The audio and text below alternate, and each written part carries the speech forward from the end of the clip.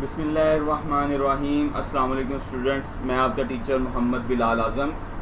बेटा computer short course में आज हम पिक्चर को ऐड करने के बाद उसको बैकग्राउंड को रिमूव करना और डिफरेंट इफ़ेक्ट्स उसके ऊपर अप्लाई करना, ये सब कुछ आज हम सीखेंगे।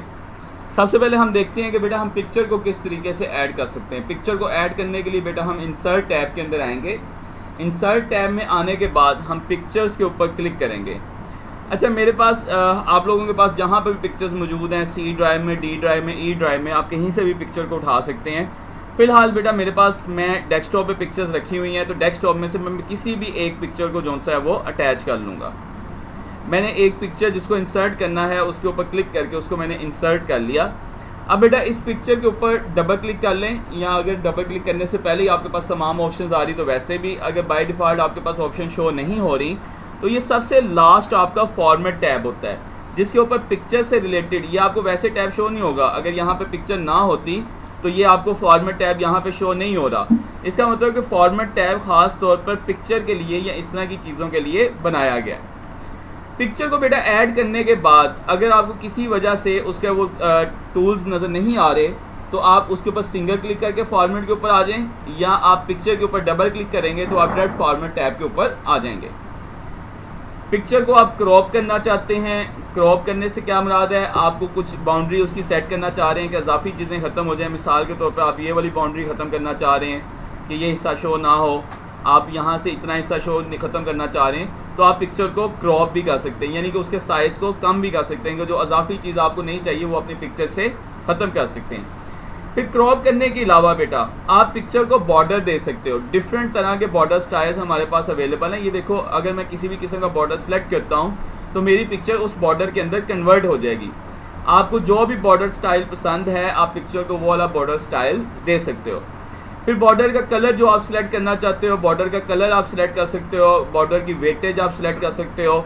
इसके अलावा बेटा आप पिक्चर इफेक्ट के ऊपर उसको ग्लोइंग इफेक्ट देना है, किस तरह का ग्लोइंग इफेक्ट देना है, ठीक है, वो तमाम सिलेक्शन आप लोग कर चुके हो।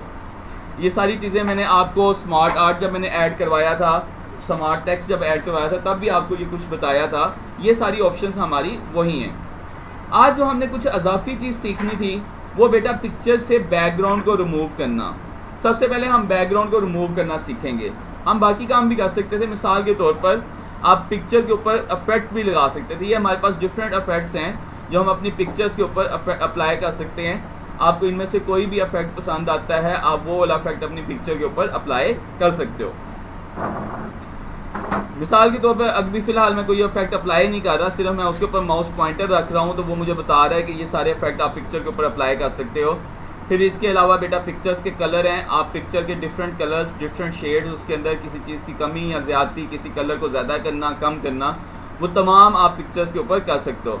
फिर करेक्शन के अंदर बेटा जिसको आप ब्यूटी इफेक्ट कहते हो, थोड़ा सा वो पिक्चर्स को सिलेक्ट कर लेता है, एडिट कर लेता है, उसकी ब्राइटनेस को, शार्पन वगैरह को, सारा कुछ सिलेक्ट करके उसको हम कर सकते हैं। चेंज पिक्चर, अगर आप पिक्चर चेंज करना चाहते हो। रीसेट पिक्चर, आप पिक्चर का साइज़ कन्वर्ट चेंज करना चाहते हो। बाज़-औक़ात आपकी पिक्चर का साइज़ बहुत बड़ा होता है, आप चाहते हो कि पिक्चर स्मॉल साइज़ में शो हो तो आप पिक्चर का साइज़ भी चेंज कर सकते हो। खैर बेटा हमारा आज का जो असल टॉपिक है ये तमाम चीज़ें थोड़ा सा इस पिक्चर के साथ थी। एक और चीज़ याद आ गई अभी, आप पिक्चर को अगर रोटेट करना चाहते हो तो आप पिक्चर को रोटेट भी कर सकते हो। जिस एंगल पे आप पिक्चर को रोटेट करना चाहते हो आप उस एंगल पे पिक्चर को रोटेट करके सिलेक्ट कर सकते हो। अब आते हैं बेटा हम दोबारा से अपने मेन टॉपिक की तरफ कि पिक्चर का बैकग्राउंड रिमूव करने के लिए हम पिक्चर को सिलेक्ट करेंगे और रिमूव बैकग्राउंड के ऊपर क्लिक कर देंगे। अच्छा बेटा, ये जो पोर्शन आपका पिंक हुआ है ये तमाम पोर्शन आपका अब पिक्चर के अंदर शामिल नहीं किया जाएगा, और जिस पोर्शन को आप पिंक नहीं हुआ वो पोर्शन आपका पिक्चर के अंदर शामिल हो जाएगा। अब यहाँ पे एक छोटा सा इशू ये है कि मैं तो चाह रहा था कि ये सारा हिस्सा, मतलब कि मेरा ये सारा हिस्सा जो सा है, ये बाजू भी, ये सारा कुछ जो सा ये पिक्चर का हिस्सा नज़र आए। तो अब हमारे पास ऑप्शन यहाँ पे थोड़ी सी मज़ीद आ जाती है। मार्क एरियाज़ टू कीप, जिन एरियाज़ को आप रखना चाहते हैं उनको मार्क कर लें, या मार्क एरियाज़ टू रिमूव, जिन एरियाज़ को आप रिमूव करना चाहते हैं उनको आप रिमूव कर लें। अब अगर मुझे ये एरियाज़ कीप करने हैं तो मैं इसके बटन को प्रेस करूँगा और मैं यहाँ पर सिंगल क्लिक कर दूँगा। जितने एरिया को मैं क्लिक करूँगा उतना एरिया मेरा जो सा है वो इसके अंदर शामिल हो जाएगा। ये देखें बेटा। उसके अलावा अब मुझे यहाँ से ये सारा एरिया भी चाहिए, तो मैं यहाँ से लेकर इस सारे एरिया को भी सिलेक्ट कर लिया, तो मेरा वो तमाम एरिया जो मुझे रिक्वायर्ड था वो इसके अंदर शामिल हो गया। अब ज़रा मैं देखूँ तो ये थोड़ा सा मेरा एयर का जो एरिया है, ये कान का एरिया शामिल नहीं है, तो मैं इसके ऊपर भी मार्क कर दूंगा, तो ये कान का एरिया भी अब शामिल हो गया। अब ये एरिया मैं ख़त्म करना चाह रहा था, तो मैं क्या करूँगा, मार्क एरियाज़ टू रिमूव।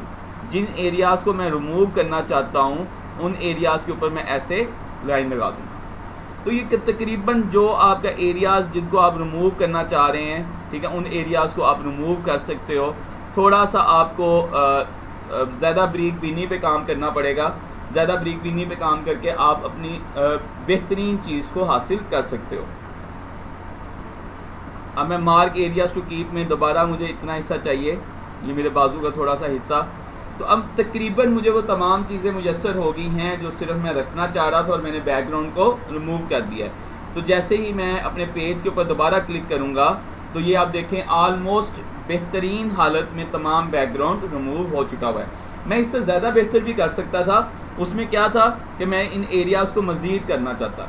मैं दोबारा डबल क्लिक करूँगा तो अब दोबारा रिमूव बैकग्राउंड पे जाऊँगा तो वो उसी नॉर्मल हालत में मुझे शो कराएगा कि मेरी सारी पिक्चर ये है, उसमें से ये सारा कुछ आपने रिमूव किया हुआ है, ये सारा कुछ ऐड है, इसको आप मज़ीद बेहतर करना चाहते हो तो मज़ीद बेहतर कर सकते हैं।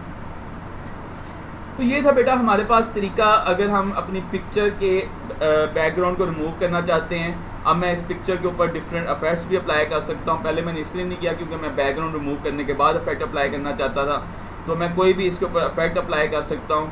इसके अलावा बेटा मैं कलर भी इसका चेंज कर सकता हूँ। अगर मुझे किसी यूनिक कलर में इसको देखना है तो मैं उस यूनिक कलर के अंदर भी इसको देख सकता हूँ। तो ये था बेटा हमारा आज का लेक्चर, जिसमें हमने पिक्चर को ऐड करना, पिक्चर को ऐड करने के बाद उसके बॉर्डर सेलेक्ट करना, शेड्स सेलेक्ट करना, फिर पिक्चर का बैकग्राउंड रिमूव करना, उसके ऊपर डिफरेंट कलरिंग स्कीम लगाना, इफेक्ट्स अप्लाई करना, ये तमाम काम हम इसके ज़रिए से कर सकते हैं।